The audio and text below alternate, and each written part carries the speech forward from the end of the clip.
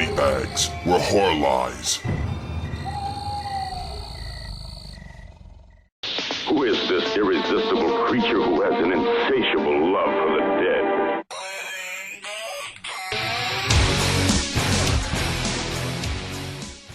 Hey guys, happy Thursday, this is your fright chick speaking. Okay, so this week I am doing 1983's The Keep. I don't have it, but I'm probably going to buy it after seeing it. I saw it like 1 or 2 weeks ago, and it's a strange one to kind of quickly talk about because it's really bad, but it's actually really good as well. It's got all these like redeeming qualities about it. But I like to say the basic premise, it's really hard to explain, but we have a young Gabriel Byrne in this, and we also have a young Sir Ian McKellen in this, and it's kind of reminiscent of like The Beyond. That it's like that kind of style, and from what I read up about it in general, they weren't happy with the end result. I mean, there were a bunch of like cut scenes, there were a load of alternate endings that were never like put on any of the releases or anything like that. It was supposed to be longer and therefore make more sense. I think that was the biggest problem that the director had with it. But the fact that like Tangerine Dream did the sound, if you have Tangerine Dream doing your soundtrack, then your film's going to be epic no matter what. It really is. It's so good. Tangerine Dream were like fucking the boss of the 80s, I swear. But anyway, the basic premise of this film is it is World War II Romania, and the Germans have invaded Romania, obviously, and they are taking control of this place. I believe it was called the Dinu Mountain Pass, or the Dinu Mountain Pass, and there is an uninhabited citadel there. And the locals are deathly afraid of this place. They believe there is an entity in there, and they won't go near it. But the Germans decide to hole up there and use it as a base, so that they control the pass. Seems like a good idea, but no, because there is an evil entity in there, whose name I can't remember. I think it was something like Molosar. It's a strange, it's like a proper creature type name.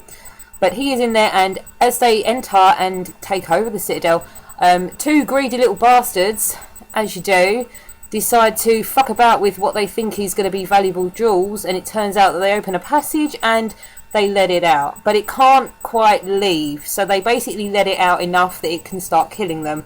All these German soldiers start dying, so the commander, the German in charge, ends up being visited by a higher ranking German. I don't want to say Nazi because I don't know if they're true Nazis. I don't want to just say Nazi in general, to be honest.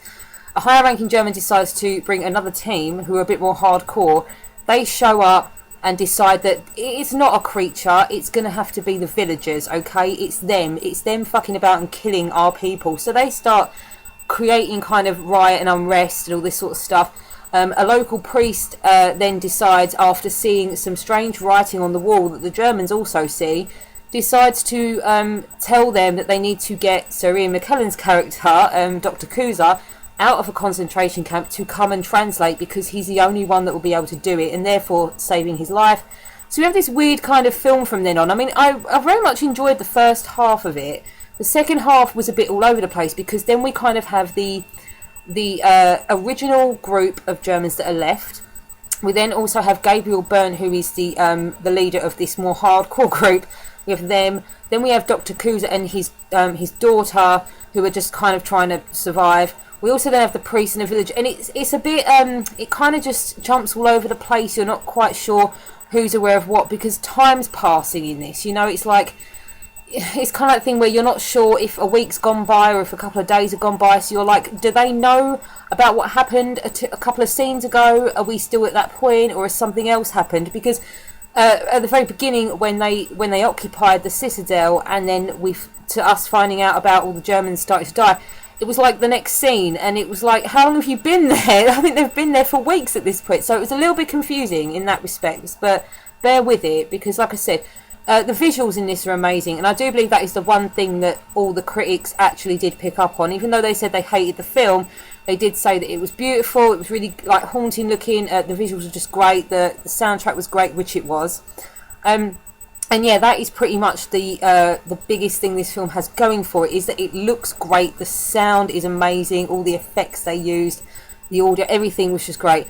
It kind of, the rest of the film just kind of culminates in the fact that this creature is there. He does show up a few times. They don't want to believe it. These ones do believe it. It's a bit weird. But we have this one character who kind of instigates the climax of the film. It's one of those things where you have a character who knows what's going on and can possibly help, but they spend most of the movie travelling to our actual movie, you know, and that's kind of what happens. I believe his name was Glycan, something like that.